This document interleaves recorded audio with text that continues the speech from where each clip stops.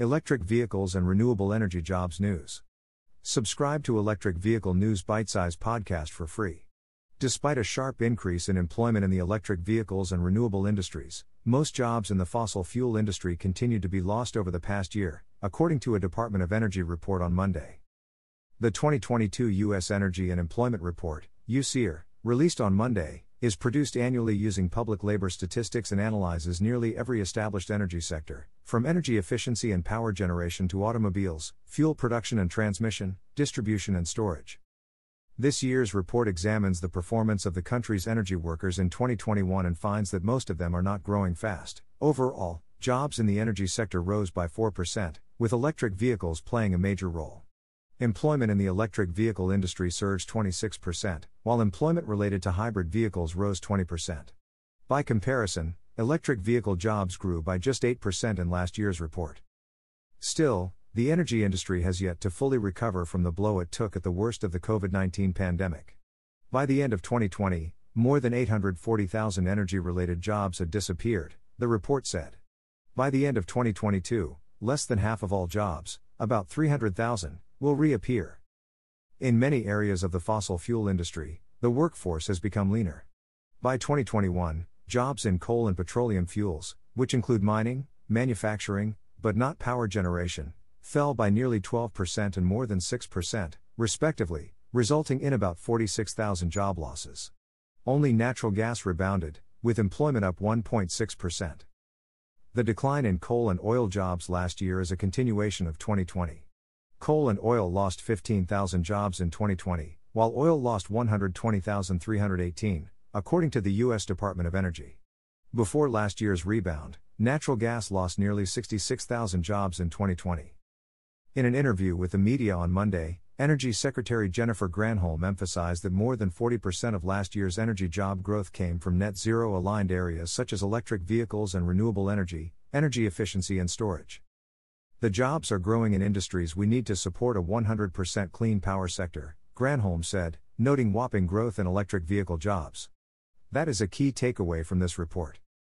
With fossil fuels, she said, the jobs decline underscores the crucial nature of our investments in economic diversification and in high-quality job creation within fossil fuel communities, especially coal communities. Clearly, the president has set forth a goal of getting to net zero by 2050. So there is a period of transition here. And it's net, so no one is suggesting that the fossil fuel industry is going to be completely eliminated even as the globe is transitioning to clean energy. We need to have supply meet demand, and that's the bottom line, and it doesn't at this moment, so we want to see an increase in supply. But ultimately, most predict there will be a demand curve that comes down. And this transition will happen, she said. The Biden administration has released 2 USER reports, the first of which was released last year.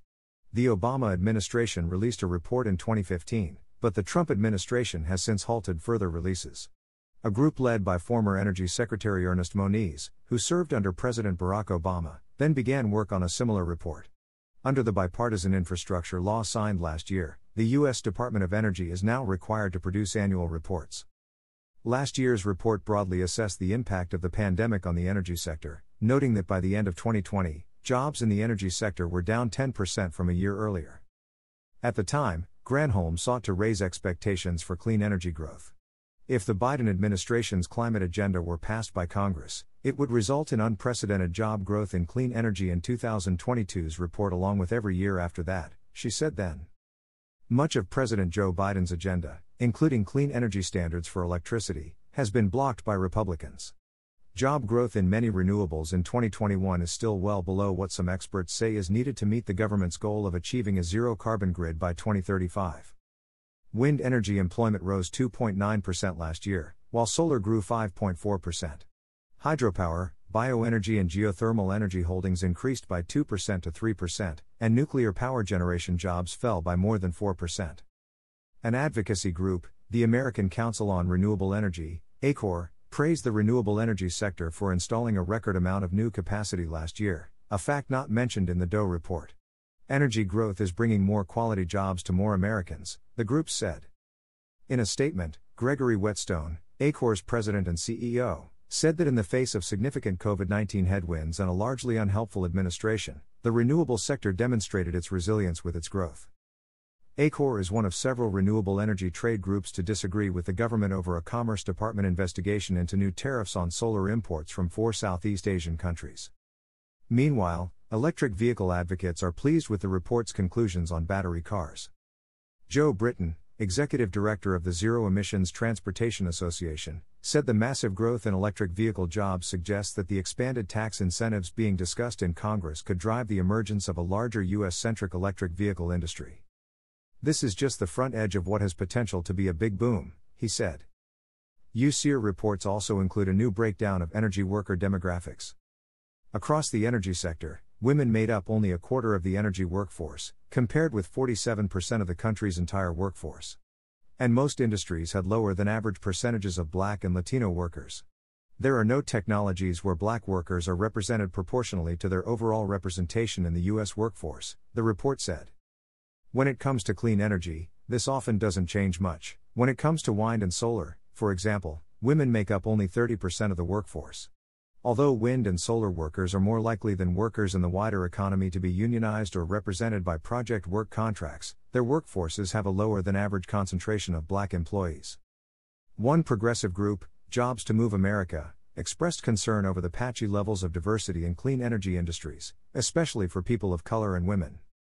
However, we are encouraged by the strong initiatives that the DOE has been taking to encourage companies to commit to good jobs and racial equity in U.S. clean energy infrastructure, said Paula Rodelas, the group's spokesperson, in an email.